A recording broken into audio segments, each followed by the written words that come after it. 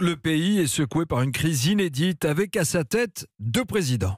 L'un qui a gagné des élections contestées au mois de mai dernier, Nicolas Maduro, et l'autre qui considère que le pouvoir est vacant et qui s'est autoproclamé président en charge. Il s'appelle Juan Guaidó. Plusieurs pays reconnaissent la légitimité de Guaidó, les États-Unis en tête, alors que l'Europe appelle à des élections. Et l'enjeu est primordial, car ce nouveau président, inconnu jusqu'à la semaine dernière, entend relever un défi de taille, sortir le pays de la faillite. On rejoint notre envoyé spécial sur place, Pascal Meynaud. Bonjour. Bonjour Nikos, bonjour à tous. Alors, on va évoquer les enjeux de ce duel entre les deux présidents, mais d'abord on vous écoute quant au quotidien d'une famille de Caracas qui illustre bien les situations que vivent des millions de Vénézuéliens en ce moment. Dans leur salon bien rangé, Maria et Pablo regardent la télévision à longueur de journée.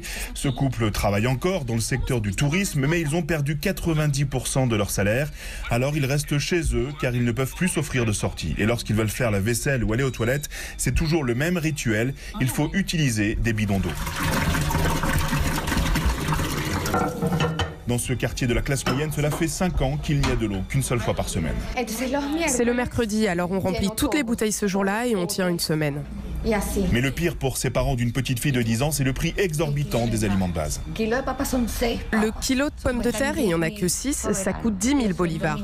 Une boîte de 30 œufs, c'est 12 000. Alors que le salaire minimum, c'est 18 000 bolivars. Nous, on a une petite fille de 10 ans qui est en pleine croissance, elle a besoin de protéines. Alors on achète quand même de la viande, du poisson et du lait, mais beaucoup moins qu'avant, on en a très peu.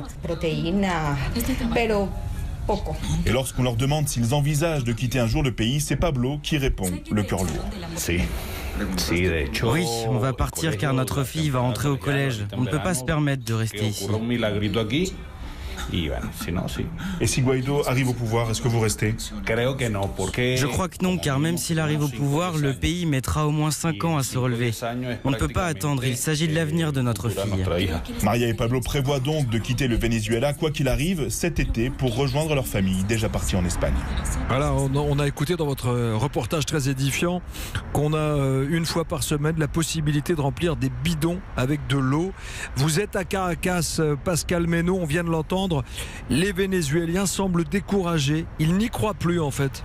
Eh bien c'est vrai que la tâche est immense pour redresser le pays. La monnaie ne vaut plus rien. On vient de l'entendre, l'inflation atteint des chiffres stratosphériques. Un tiers des gens sont au chômage. On estime que plus de 90% de la population vit sous le seuil de pauvreté. Résultat, les Vénézuéliens fuient leur pays dès qu'ils le peuvent.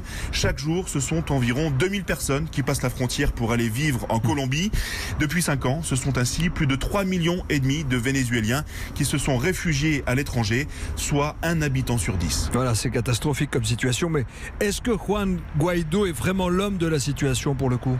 Eh bien en tout cas, c'est l'homme qui a redonné espoir à des millions de Vénézuéliens. Il est jeune, 35 ans, il est beau, il a fait ses études aux États-Unis. Il a une femme et une petite fille de 3 ans qu'il met souvent en scène. Il aime raconter que son père est chauffeur de taxi et qu'il a fui le pays à cause de la crise justement. Et il cultive cette humilité. Il répète à l'envi qu'il n'est que de passage. Le but, comme le martèlent ses soutiens, c'est d'organiser des élections, pas de rester au pouvoir. Écoutez le député Stalin González du parti Un Ton Nouveau. Même si Guaidó a l'âme d'un leader, il n'est pas considéré pour autant comme le sauveur. Juan, c'est simplement le leader qui conduit l'opposition pour amener au changement. C'est une transition. Ce n'est pas un super-héros ou quelqu'un de supérieur. Mais il aura la responsabilité d'aider les Vénézuéliens à se débarrasser de Maduro. Alors la seule chose que Guaidó ne possède pas pour le moment, c'est le soutien de l'armée. C'est elle, la faiseuse de roi au Venezuela. Pour le moment, elle reste fidèle à Maduro, mais Guaidó a promis une amnistie aux militaires qui le rejoindraient maintenant. Et son message commence tout doucement à porter ses fruits. Ce week-end, le colonel José Luis Silva, l'attaché militaire à l'ambassade du Venezuela aux États-Unis, a reconnu que Guaidó était le seul président légitime.